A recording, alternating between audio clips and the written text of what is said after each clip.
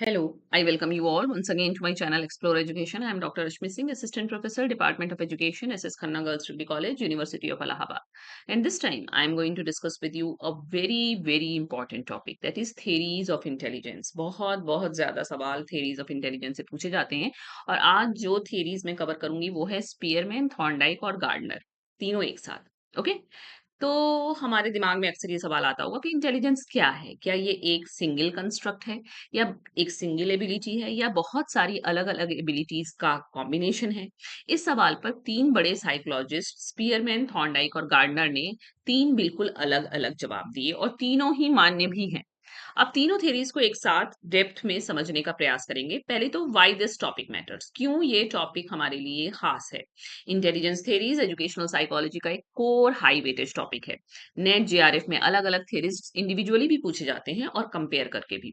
ये तीनों theories factor theories की फैमिली में आती है, मतलब स्पीयरमैन की थ्योरी, गार्डनर की थ्योरी और थॉर्नडाइक की थ्योरी, जो ये समझती हैं कि इंटेलिजेंस के अंदर, मतलब इंटेलिजेंस कितने कंपोनेंट से मिलकर बना है.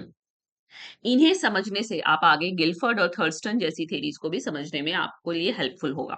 तो स्पीयरमैन से शुरू करें. स्पीयरमैन ने दी थी टू फैक्टर थेरी, इतना तो आपको पता होगा, बहुत बार बात हुई है हमारी. चार्ल्स स्पीयरमैन इनका नाम था, ब्रिटिश साइकोलॉजिस्ट.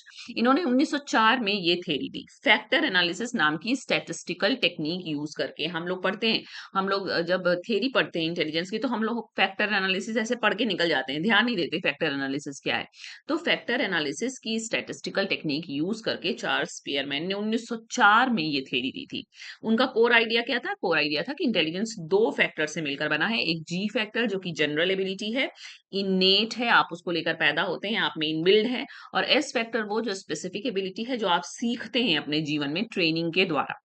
जी फैक्टर उन्होंने कहा यूनिवर्सल इन्वॉल्व मेंटल एबिलिटी है जो हर तरह के टास्क में इन्वॉल्व होती है, मतलब कोई भी काम करेंगे जी इन्वॉल्व होगा.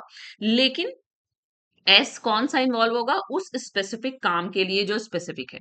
तो उन्होंने कहा कि वर्बल, स्पेशियल, न्यूमेरिकल सब में जी तो इस्तेमाल होता है लेकिन एक अलग एस इस्तेमाल होता है. जो इंसान एक टेस्ट में अच्छा करता है वो यूजुअली दूसरे टेस्ट में भी अच्छा करता है. ये इनका अंडर लाइन थेरी थी, हाइपोथेसिस थी. और क्योंकि उन्होंने कहा कि जी फैक्टर कॉमन है तो एक में अच्छा करेंगे तो बाकी में भी अच्छा करेंगे.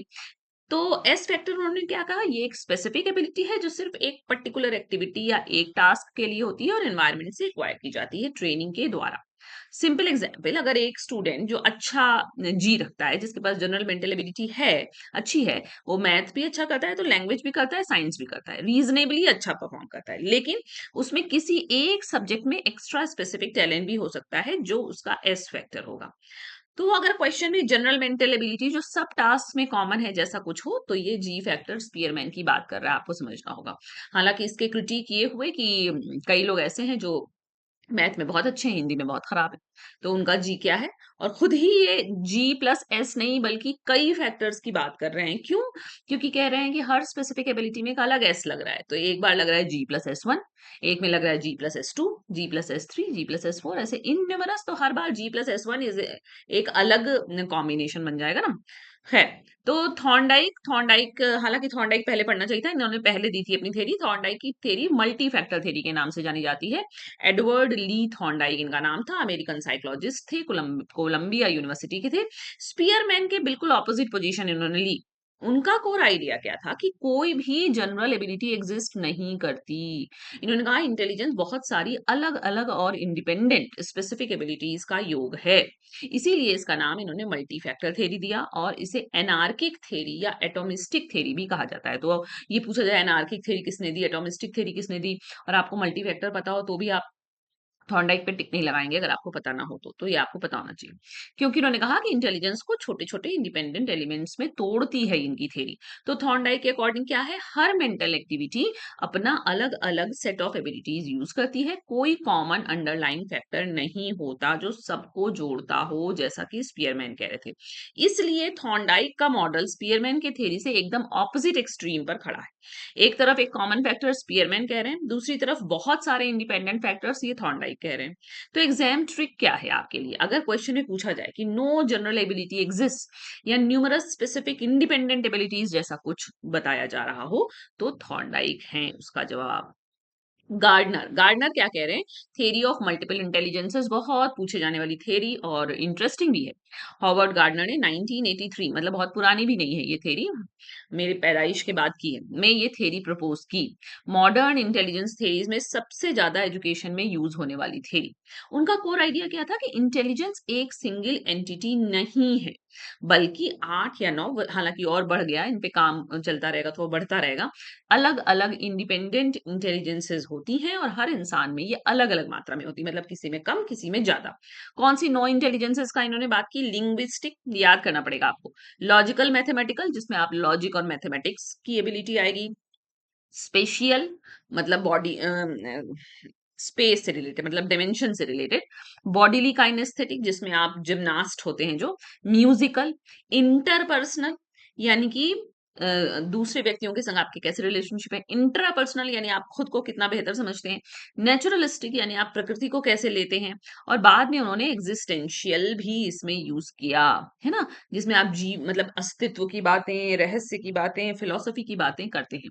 तो इंपॉर्टेंट पॉइंट इसमें क्या है कि गार्डनर का मॉडल ट्रेडिशनल आईक्यू टेस्ट की तरह स्टैटिस्टिकल फैक्टर एनालिसिस से नहीं बना है, इसलिए इसे साइकोमेट्रिकली उतना सपोर्ट नहीं मिलता जितना स्पीयरमैन या थर्स्टन को मिलता है। लेकिन क्लासरूम टीचिंग में ये बहुत वाइडली एक्सेप्ट और यूज किया जाता है, क्योंकि हम फील करते हैं कि हमारे स्टूडेंट्स में अलग अलग सेट ऑफ एबिलिटीज हैं। इसकी वजह क्या है कि गार्डनर का मॉडल टीचर्स को बताता है कि हर स्टूडेंट अलग तरीके से इंटेलिजेंट हो सकता है, मतलब हमारा व्यू पॉइंट डाइवर्स करता है, हमारे डिमेंशन को ब्रॉड करता है। सिर्फ एकेडमिक या मैथ लैंग्वेज वाले स्टूडेंट ही इंटेलिजेंट नहीं है, बल्कि जो म्यूजिक में अच्छे हैं, जो जिम्नास्ट अच्छे हैं, वो भी अपनी अपनी जगह इंटेलिजेंट हैं। तो एग्जाम ट्रिक इसके लिए क्या होगी कि अगर क्वेश्चन में मल्टीपल इंडिपेंडेंट इंटेलिजेंसेस या म्यूजिकल, बॉडीली, इंटरपर्सनल इंटेलिजेंस ऐसा कुछ पूछा जाए, तो आपको गार्डनर पर टिक लगाना है। तो क्या हुआ डिफरेंस? स्पीयरमैन कह रहे हैं एक जनरल फैक्टर है और स्पेसिफिक फैक्टर्स हैं, यूनिफाइड हैं बट लेयर्ड है। थॉर्नडाइक कह रहे हैं कोई जनरल फैक्टर नहीं है, बस बहुत सारी अलग अलग इंडिपेंडेंट एबिलिटीज हैं, कॉम्प्लीमेंटली कंप्लीटली फ्रेगमेंटेड है। गार्डनर कह रहे हैं कि कुछ स्पेसिफिक इंडिपेंडेंट एबिलिटीज हैं और ये डिस्टिंक्ट टाइप्स की हैं और एजुकेशन फोकस्ड है।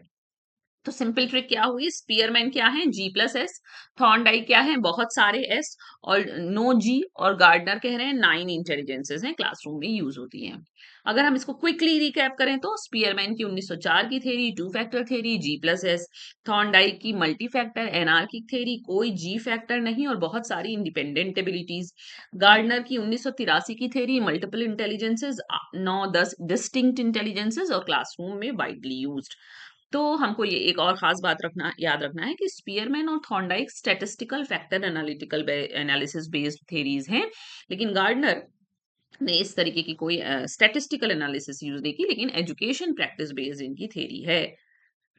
ओके, तो ये आपकी थ्योरीज हो गई। थ्योरीज पे बहुत सवाल पूछे जाते हैं, बहुत बहुत बहुत, सब्जेक्टिव भी ऑब्जेक्टिव भी। कहाँ से बनेंगे? इन्हीं से तो बनेंगे सवाल।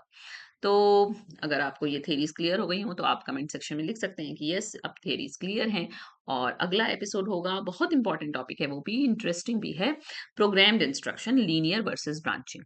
ओके, तो आप मेरे चैनल को अगर आपने अभी तक सब्सक्राइब नहीं किया है तो सब्सक्राइब कर लीजिए, ताकि मेरे अगले एपिसोड्स आपसे मिस ना हो। Okay, so thank you for watching and happy learning.